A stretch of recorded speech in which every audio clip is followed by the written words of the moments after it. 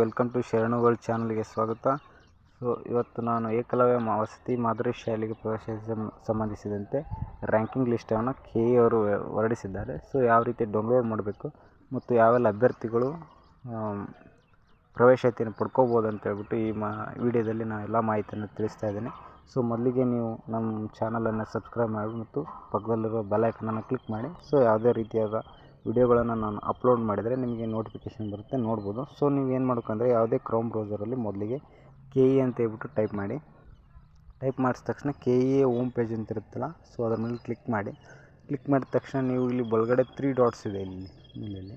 So ಅದರ ಮೇಲೆ click ಮಾಡಿದ ತಕ್ಷಣ ಇಲ್ಲಿ ನಿಮಗೆ ಪ್ರವೇಶಾತಿ ಅಂತ ಹೇಳ್ಬಿಟ್ಟು ನಿಮ್ಗೆ ಆಪ್ಷನ್ ಕಾಣುತ್ತೆ. ಸೊ ಅಲ್ಲಿಂದ 4ನೇ ಆಪ್ಷನ್ ಕರ್ನಾಟಕ ವಸತಿ ಶಿಕ್ಷಣ ಸಂಸ್ಥೆಗಳ ಸಂಘ ಮತ್ತು ಏಕಲವ್ಯ ಮಾದರಿ ವಸತಿ ಶಾಲೆ ಅಂತ ಹೇಳಿದೆ.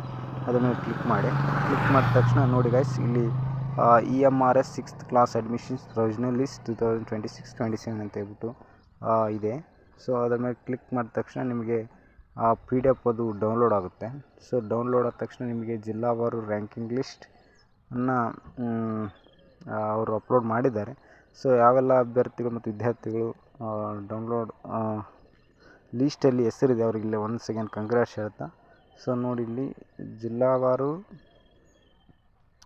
ರ್ಯಾಂಕಿಂಗ್ ಲಿಸ್ಟನ್ನು ಬಿಟ್ಟಿದ್ದಾರೆ. ಸೊ ಎಲ್ಲೆಲ್ಲಿ ಏಕಲವ್ಯ ಮಾದರಿ ವಸತಿ ಶಾಲೆ ಇದೆ, ಸೊ ಇಲ್ಲಿ ಕ್ಯಾಂಡಿಡೇಟ್ ಕೆಟಗರಿ ವೈಸ್ ಮತ್ತು ಅಲಾಟ್ಮೆಂಟ್ ಕೆಟಗರಿ ಎರಡೂ ಕೂಡ ಬಿಟ್ಟಿದ್ದಾರೆ.